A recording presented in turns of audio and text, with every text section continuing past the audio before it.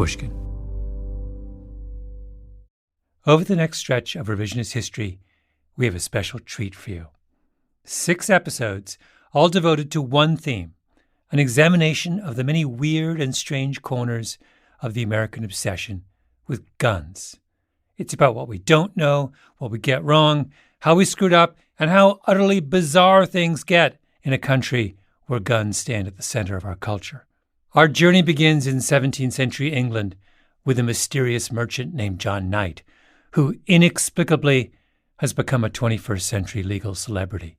Then on to the New York City subways, the hallowed halls of the Supreme Court, a little town in rural Alabama, the south side of Chicago, and the Wild Wild West. Dodge City, to be exact. I'll show you what it means to get out of Dodge. We'll consider a what-if involving the assassination of Robert Kennedy. I'll shoot assault rifles in a range in the woods of North Carolina and sit in the basement of the University of Chicago Hospital as an ER doc pours out his heart to me. Now, as you may already know, you can hear this entire series starting right now by becoming a Pushkin Plus subscriber. You can subscribe on Apple Podcasts or on our website, pushkin.fm/plus, or hear the episodes weekly right here in the Revisionist History feed.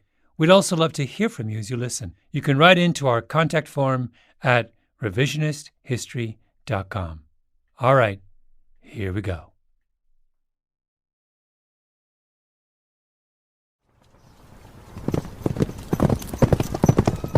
It's 1686 in Bristol, a major port and manufacturing centre on the southwest coast of England.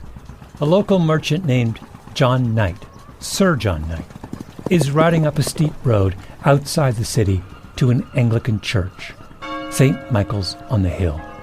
Grey stone, slate roof, sturdy walls, built during medieval times to withstand the full brunt of hostile force.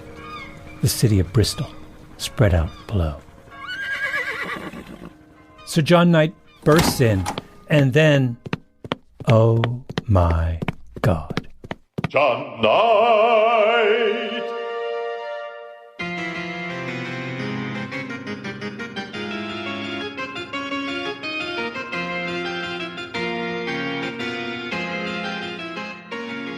My name is Malcolm Gladwell. You're listening to Revisionist History, my podcast about things overlooked and misunderstood. In this episode, I invite you to descend with me into the deep and bottomless historical pit that is Sir John Knight. The irrepressible Englishman who has achieved, more than 3 centuries after his death, a sudden and extraordinary celebrity.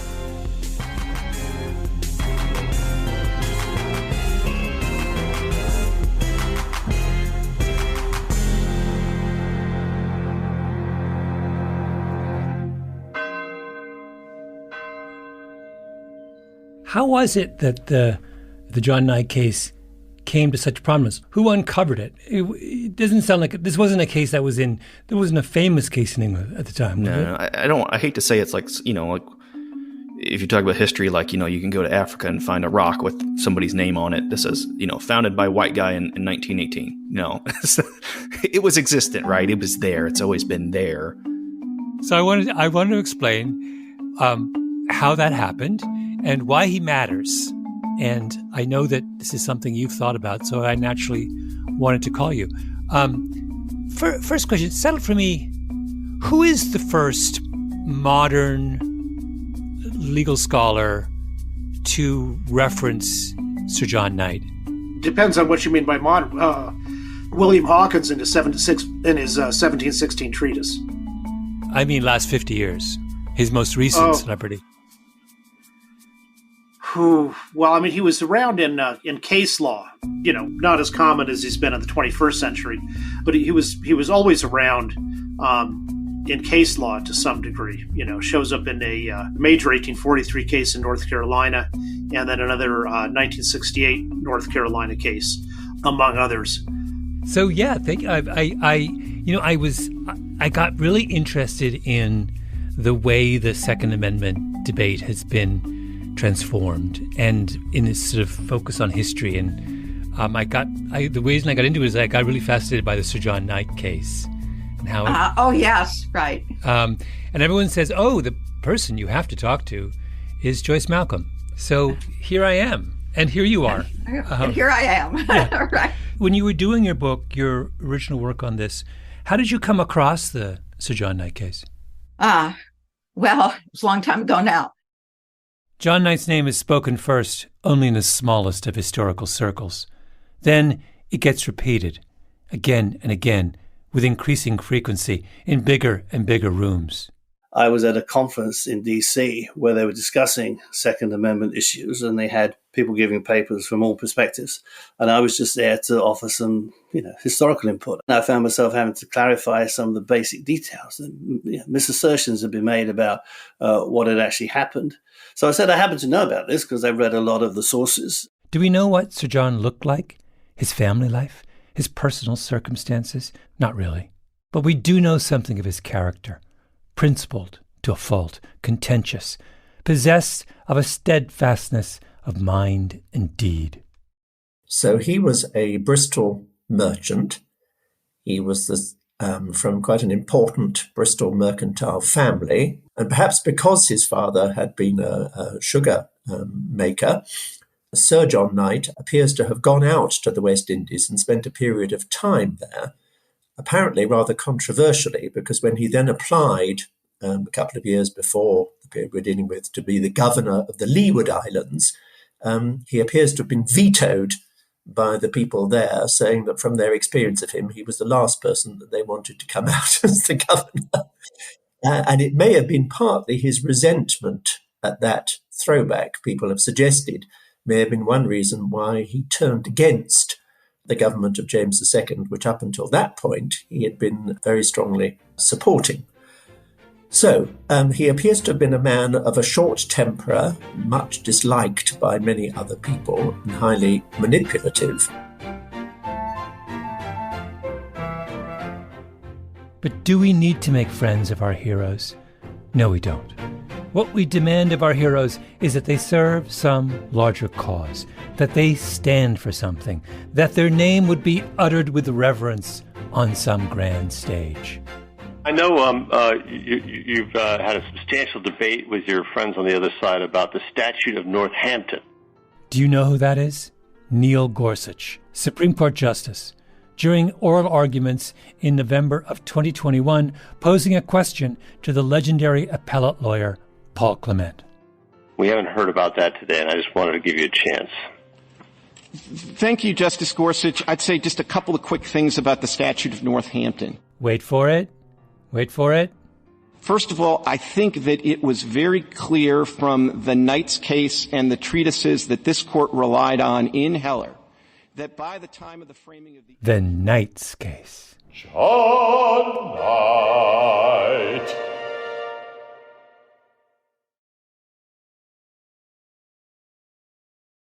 When the final accounting is done of the 21st century, a handful of Supreme Court cases will stand out as landmarks. The Citizens United case from 2010, for example, which freed corporations to spend enormous amounts of money on political candidates. The decision to overturn abortion rights. And, very high on that list, a pivotal gun rights case that came before the court in late 2021. We will hear argument this morning in Case 2843, New York State Rifle and Pistol Association versus Bruin. New York Rifle and Pistol, otherwise known as the Bruin case. Bruin was about the Second Amendment to the Constitution, a well-regulated militia, being necessary to the security of a free state, the right of the people to keep and bear arms, shall not be infringed. What does that sentence mean? For years and years, scholars have argued about that. We even weighed in on it here at Revisionist History, if you remember, in Season 3's Divide and Conquer episode, with an investigation of the significance of the commas that surround the phrase, being necessary to the security of a free state. But then along comes the Bruin case. For 100 years, a law has been on the books in New York State that says you can only get a handgun if you prove you need one for some specific purpose. And the gun lovers of New York are unhappy about this. They sue. The Supreme Court agrees to take the case, and in November of 2021, lawyers for both sides gather for what is the first stage in all Supreme Court cases, oral arguments. They're in the court's central chamber on First Street, across from the Capitol. An imposing room in the grand neoclassical revival style. 44-foot ceilings, 24 Ionic columns in marble shipped from Liguria, Italy. The justices are sitting all in a row behind a long, curved mahogany table, there to hear the lawyers on both sides of the Bruen case present their oral arguments. The room is packed. A sense of anticipation is in the air. Mr. Chief Justice, and may it please the Court, the text of the Second Amendment enshrines a right not just to keep arms, but to bear them. And the relevant history and tradition, exhaustively surveyed by this Court in the Heller decision, confirm that the text protects an individual right to carry firearms outside the home for purposes of self-defense. Paul Clement, lawyer for the gun rights group. I'm happy to continue by point. Mr. Clement, sorry to interrupt you. That's Supreme Court Justice Clarence Thomas. Thomas would go on to write the court's majority opinion in the case. This is the moment where he tips his hand, shows us where he's leaning. If we analyze this and use history, tradition, text of the Second Amendment, we're going to have to do it by analogy. So can you give me a regulation in history that is a basis, that would form a basis for legitimate regulation today? If we're going to do it by analogy, what would we analogize it to? What would that look like? If you were a law student armed with a yellow highlighter, you would underline the words history and tradition. Why? Because Thomas is telling us something crucial here. He doesn't care about the commas in the Second Amendment. He doesn't care about the arcane theories of the legal scholars. He doesn't even care about what the citizens of New York State may or may not think about restricting handguns. He cares about what the founders thought when they wrote the Second Amendment. And when he says you're going to have to do it by analogy, what he means is the only way to decide whether a restriction on guns is valid, is consistent with the Second Amendment, is did the founders way back when ever consider a restriction that looks like this New York law? Would they have been okay with it? And Clement agrees. So can you give me a regulation in history that is a basis, that would form a basis for legitimate regulation today? Yes. That's what this case is about. We're arguing history here. Mr. Chief Justice, and may it please the Court. Then the attorney for the other side stands up, Barbara Underwood, Solicitor General of the state of New York. For centuries, English and American law have imposed limits on carrying firearms in public in the interest of public safety. The history runs from the 14th century Statute of Northampton, which prohibited carrying arms in fairs and markets and other public gathering places, to similar laws adopted by half of the American colonies and states in the founding period. The Statute of Northampton. That's the third time we've heard it mentioned. In a case heard in the 21st century about a law passed in the 20th century, the court has asked for insight into how the founders felt in the 18th century, and the lawyers said, well then, we need to look to the 14th century. 1328, to be precise. Your Honor, during the reign of Edward II, the English Parliament passed the Statute of Northampton, which says that no man shall disturb the peace by riding armed night or day without, quote, forfeiting their bodies to prison at the king's pleasure. The Statute of Northampton is part of English common law. English common law is what the first English settlers brought with them on the Mayflower. English common law is what the founding fathers learned in school. You want an analogy from history? You want to play early history? I give you a crucial law from 1328, which absolutely the founders knew about, that restricts guns way more than anything we're talking about in this court, Your Honor. If court cases are chess this is check. The only way the gun rights crowd can win is if they can find their own bit of ancient history that trumps the Statute of Northampton. And, incredibly, they do. John Knight! Yeah. Going back to when you were doing your book, your original work on this, how did you come across the Sir John Knight case? Well, it was a long time ago now, but I looked through all of the cases, and there are these little handbooks on what the law was at different times that were published to help justices of the peace and judges. I looked through the laws. I did a lot of manuscript reading and really investigating what Parliament was doing, what was happening at that time. Joyce Malcolm, the Patrick Henry Professor of Constitutional Law and the Second Amendment at the Antonin Scalia Law School at George Mason University in Virginia. In a world where history matters more than law or public sentiment, historians become heroes. The magazine National Review once described Joyce Malcolm as the nice girl who saved the Second Amendment.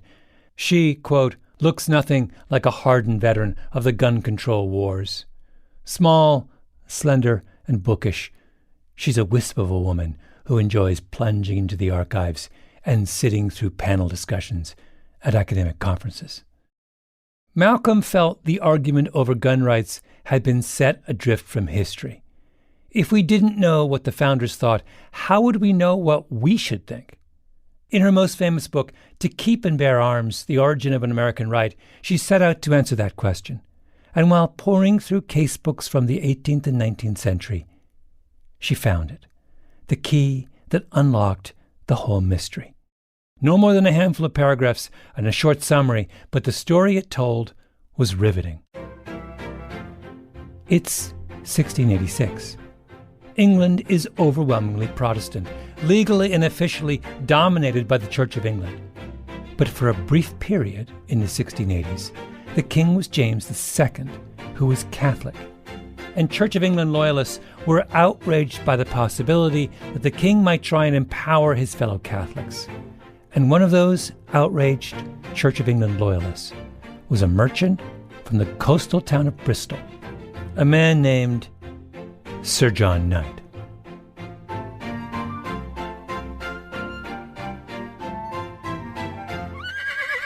One day, Knight rides up a steep road outside Bristol to the Anglican Church of St. Michael on the Hill. He bursts in, the story goes, waving his guns, gives an impassioned speech. James II hears of it and has Knight arrested, charges him under the Statute of Northampton. The information sets forth that the defendant did walk about the streets armed with guns and that he went into the Church of St. Michael in Bristol in the time of divine service with a gun to terrify the king's subjects. And what happens? The jury decides not guilty. Joyce Malcolm reads this, and it takes her breath away. Everyone thinks that English common law, on which the American legal tradition is based, was hostile to people walking around with guns. But that is not true. John Knight was acquitted. John Knight goes up against the Statute of Northampton, and John Knight wins. One side says, the Statute of Northampton, check. The other side counters, John Knight, checkmate.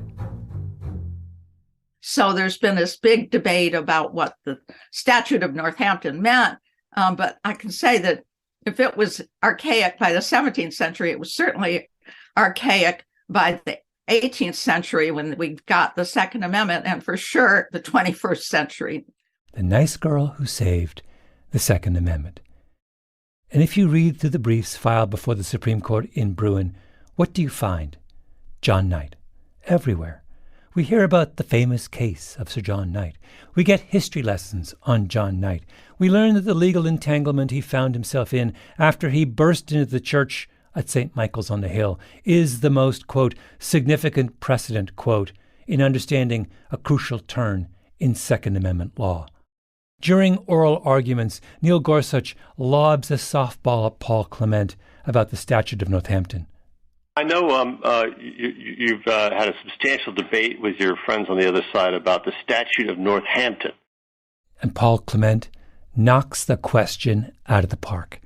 John Knight, baby. John Knight. Then, 6 months later, comes the final ruling in Bruin. Just as Clarence Thomas promised, it's all about history. 8 pages on the period between 1285 and 1776, 5 pages on colonial America, 9 pages on 1791 to the Civil War, 6 pages on the path to Reconstruction, one of the most important cases of our generation, a landmark that once and for all clarifies the most controversial of all the amendments to the U.S. Constitution. The debate is over. Now we know. Were the founders under the sway of the Statute of Northampton? No, they were not, the court rules. History teaches us otherwise. The founders would have frowned on the way New York State tried to regulate handguns. And we know this because of one man's heroic acquittal. If you read the Bruin ruling, John Knight looms over it like a colossus.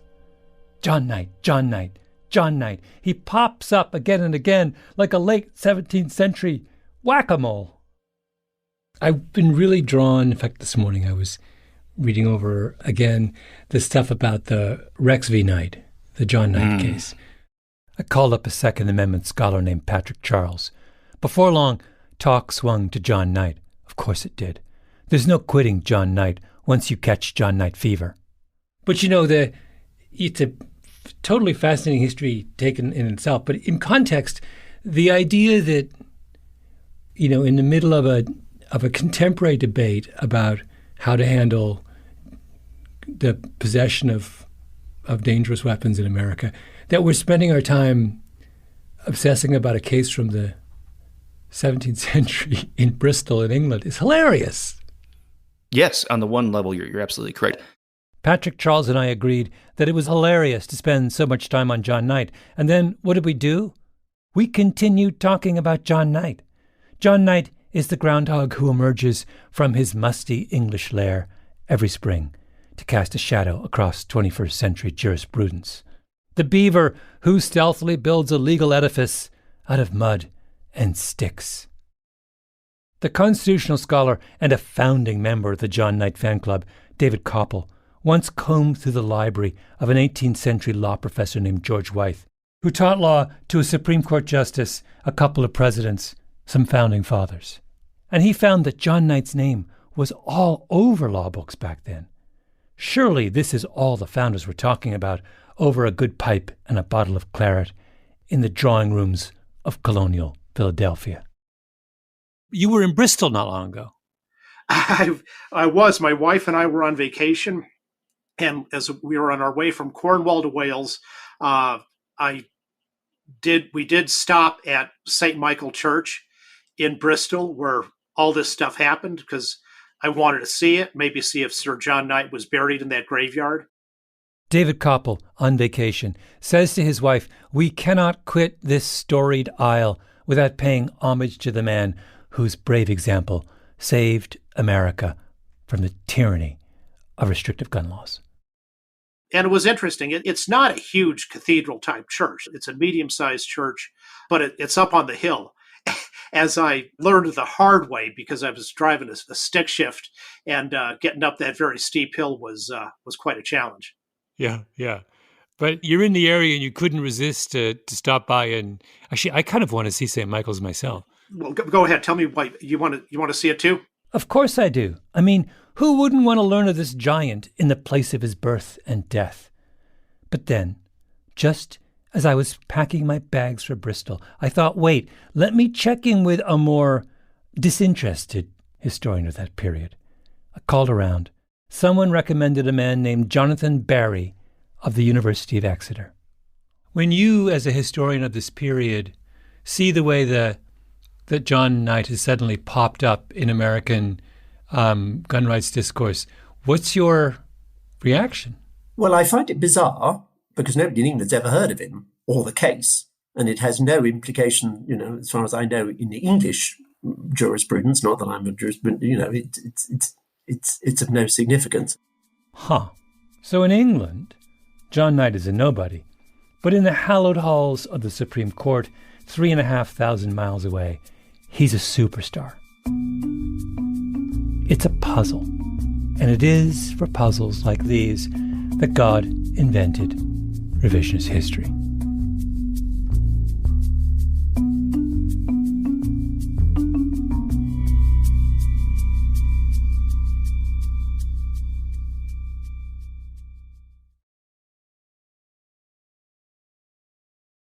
One of the problems associated with the coronation of John Knight as the savior of the gun rights movement is that our understanding of the details of his arrest and acquittal was limited.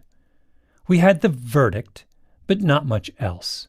After all, it happened in 1686. It's not like there are digital records somewhere in the Bristol courthouse.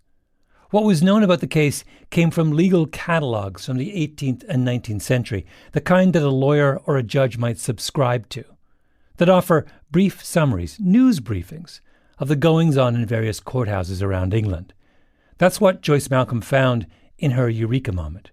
A brief write-up from a long-ago legal newsletter on the matter of Rex v. Knight.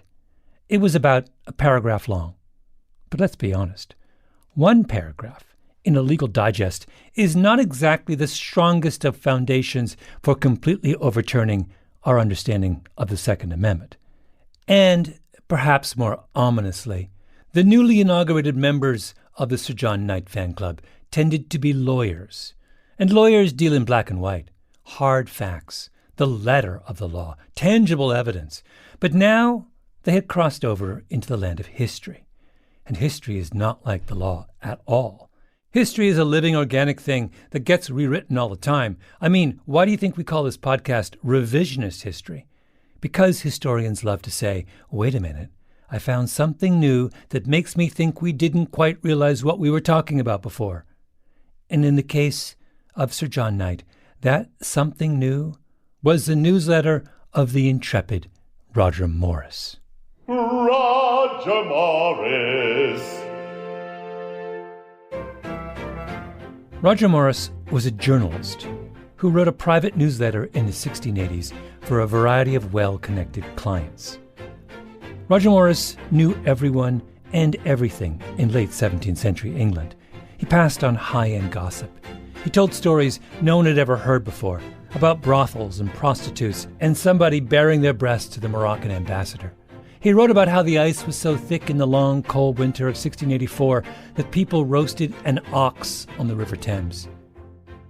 He saw the king's baby and heir up close and reported, and you have to love this little bit of late medieval trolling, the child was a large, full child in the head and the upper parts, but not suitably proportioned in the lower parts. Roger Morris was a goldmine. But there were a few problems. The first was that Roger Morris's reputation did not extend beyond the late 17th century. His newsletters ended up in an obscure library in central London, where no one paid attention to them for several hundred years. Second problem. Roger Morris was incredibly prolific. The Roger Morris archives extend into the millions of words. So if you wanted to find out what Roger Morris had to say about this or that, you had to make a commitment. Third, and maybe the biggest problem of all, Roger Morris's entire life work was written in code. I mean, if you're going to diss the private parts of the heir to the throne, you have to take some precautions. There was an attempt by a historian called Douglas Lacey to try and do started work on a volume. That's the historian Tim Harris. He did a book in the 1950s. He couldn't break the shorthand, couldn't break the code, and it's too much for one person to take on. A cryptographer from Oxford had to get involved. Teams of historians volunteered, passing the job down from one generation to the next, until, finally, there it was, a full shelf of encyclopedia-sized volumes offering hitherto unknown insights into one of the most complex eras in British history. And Roger Morris, it turns out, had a lot to say about Sir John Knight. It's a 7-volume edition. And there was a team of us who did it.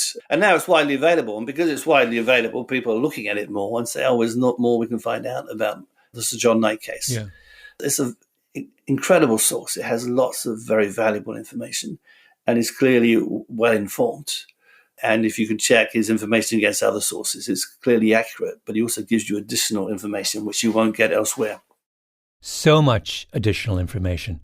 Oh, my God. So he was a Bristol merchant. He was from quite an important Bristol mercantile family. Jonathan Barry, historian at the University of Exeter. The Knights ran sugar refineries. They had plantations in the Caribbean. They were politically well connected, and their sympathies did not lie with the Catholic King of England, James II. John Knight hated Catholics. One day, he learns that a group of Irish Catholics are holding a secret mass in a house in Bristol. He arranges to have the priest arrested. So he gets the Lord Mayor and other magistrates to raid this Catholic chapel. So a couple of weeks later, there's an anti-Catholic ritual in Bristol, which the government suspects the magistrates of Bristol and maybe Sir John Knight were involved in encouraging, where they parade through the city, scoffing the mass. They hold a piece of bread up in the air, and they have someone dressed as the Virgin Mary and someone dressed as a monk, and the monk is fondling the Virgin Mary. The monk is fondling the Virgin Mary. So the government is upset about this. The King of England is a Catholic, remember? And after that, Sir John Knight claims that he's threatened and is beaten up by a couple of Irishmen. So Sir John Knight was advised to retire to a house in the country. But because he was in fear of beaten up, he was quite, they beat him and kicked him when they attacked him.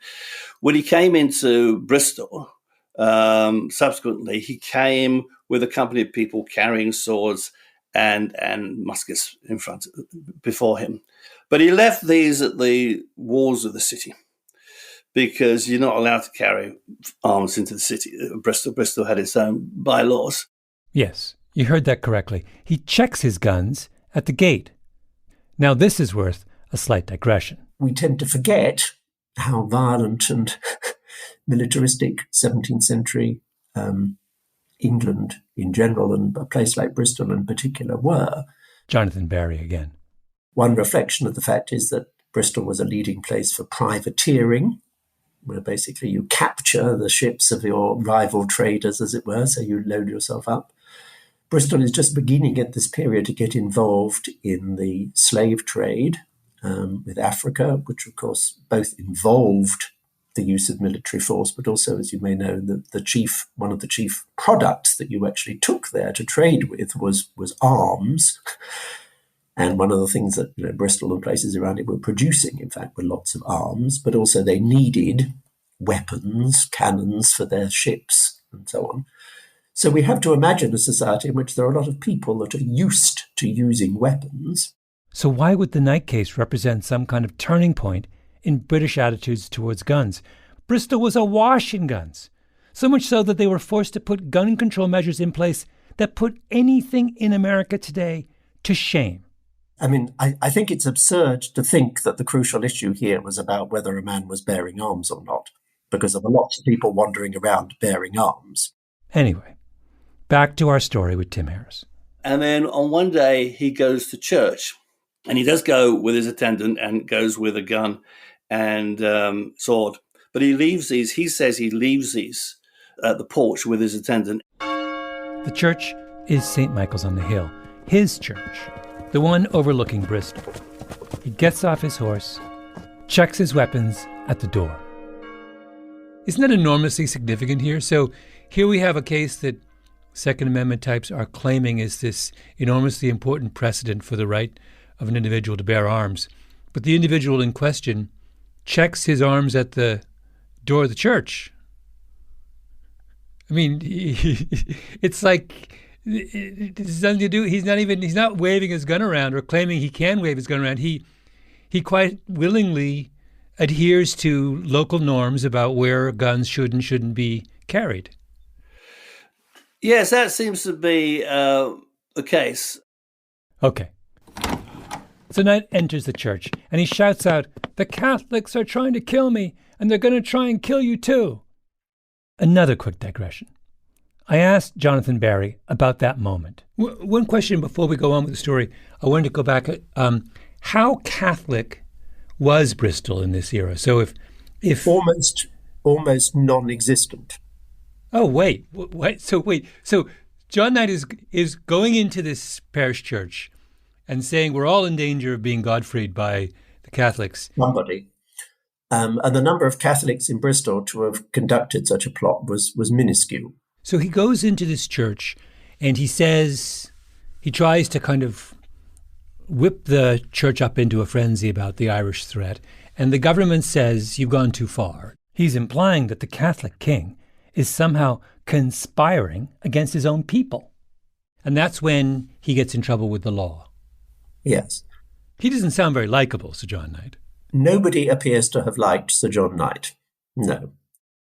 The government goes after John Knight because he's a jackass. He's running around conjuring up ridiculous conspiracy theories about Catholics.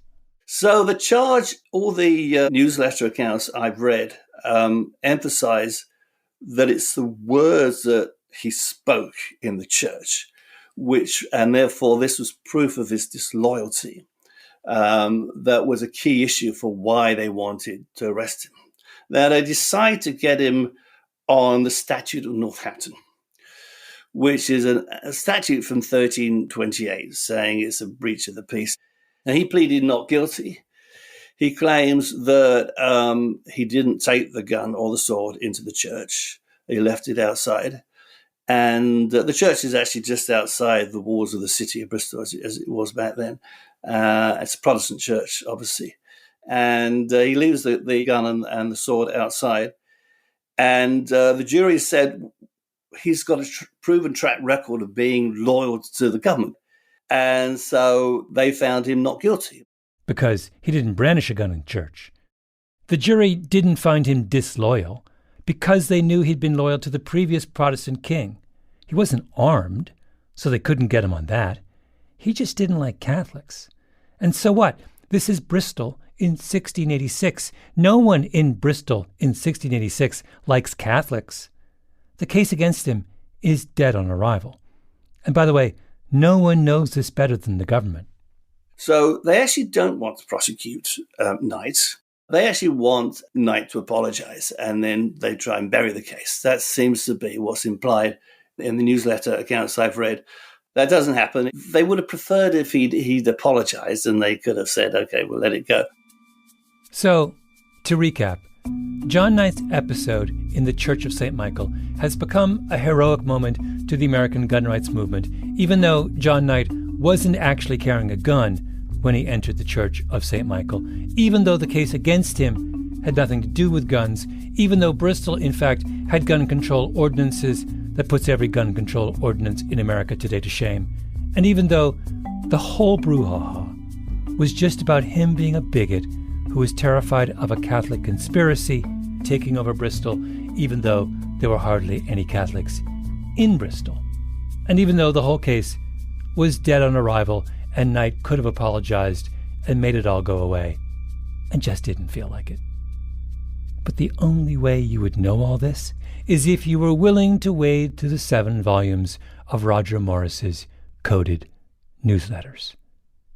And who has time for that?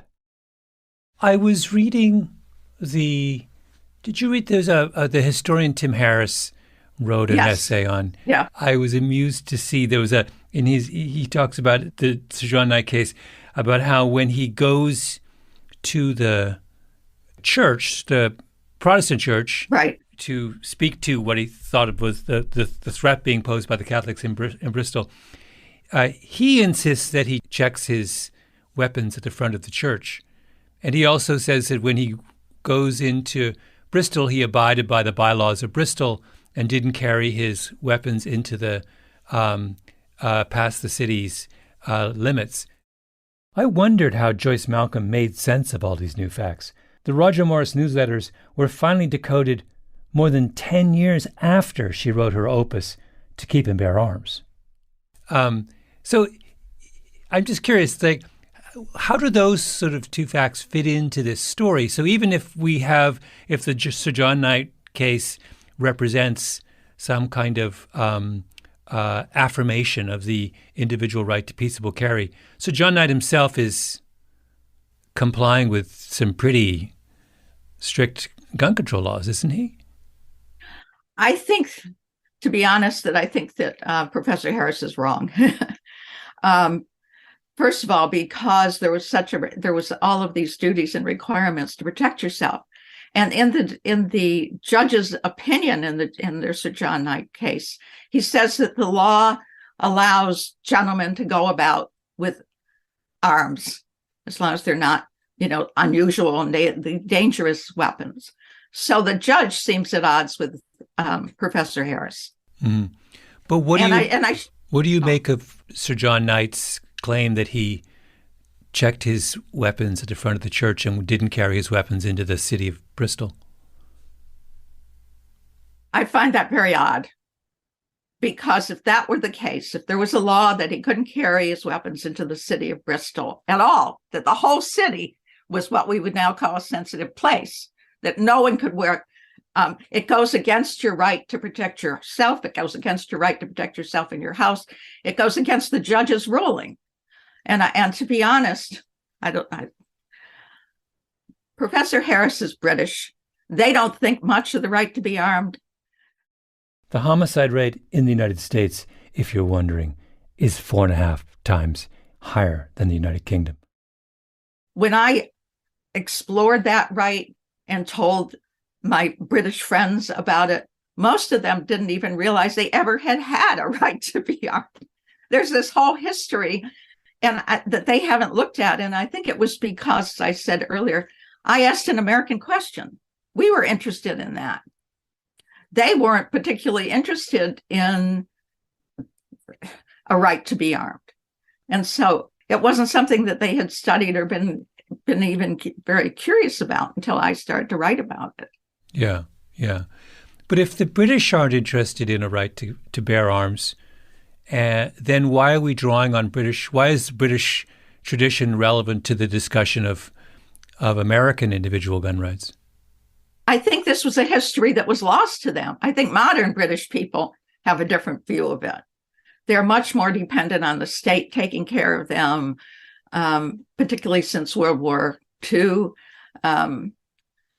This is earlier British history. It's a history that they really were not that familiar with. They were looking at other things. And I think that one of the contribution I made was that I was an American that looked at British history and English history with American questions, with the things we were interested in. Yeah. And what of the Supreme Court? How did the highest legal body in the land, in the landmark ruling of New York State Pistol and Rifle Association v. Bruin, handle the fact that their hero has feet of clay? I know I have it summarized somewhere, but let me see. I think this is it. Yes. I asked Patrick Charles to read me the relevant section. To the extent that there are multiple plausible interpretations of Sir John Knight's case, we will favor the one that is more consistent with the Second Amendment's command. Which, in other words, there's a whole long list of ways we can make sense of this. We're going to pick the one we like the most. Okay, which one's exactly. That's the one that makes our life easiest in arguing the case we've already decided we want to argue. It's like history is cherry picking. Oh, it's so cherry picked. The Supreme Court decides to clear up the ambiguity over the Second Amendment. Let us leave the verdict to history, they declare. But then their hero turns out to have feet of clay, so they shrug and go on with the things that they had already made up their mind to do before they tried to convince us that they wanted to play historian, and go to England and make their pilgrimage to St. Michael on the Hill and pretend that the man who they have chosen to symbolize the grand tradition of American gun rights is something other than a jackass. And after far too many hours reconstructing the history of this jackass, I realized that I had fallen into the same trap that we've all fallen into in this country when it comes to gun violence. We're talking about the wrong things, telling irrelevant stories. And over the course of the next 5 episodes of Revisionist History, I want to try and change that conversation. I'm going to take you to North Carolina to shoot guns, visit an old man in Alabama with a crazy story to tell, revisit the assassination of Robert Kennedy, on and on. But no more John Knight, I promise. We've all had it with John Knight.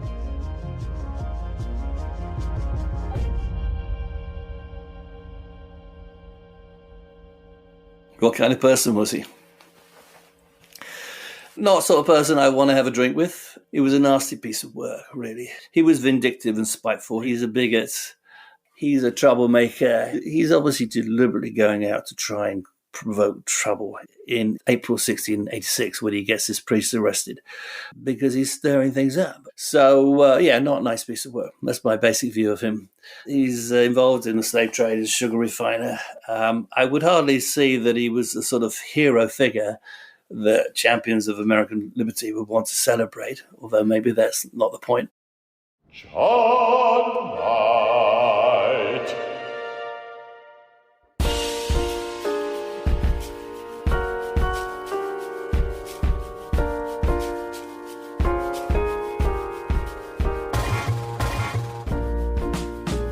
Our Revisionist History Gun series was produced by Jacob Smith, Ben Nadaf Haffrey, Kiara Powell, Tali Emlin, and Lee Mengistu.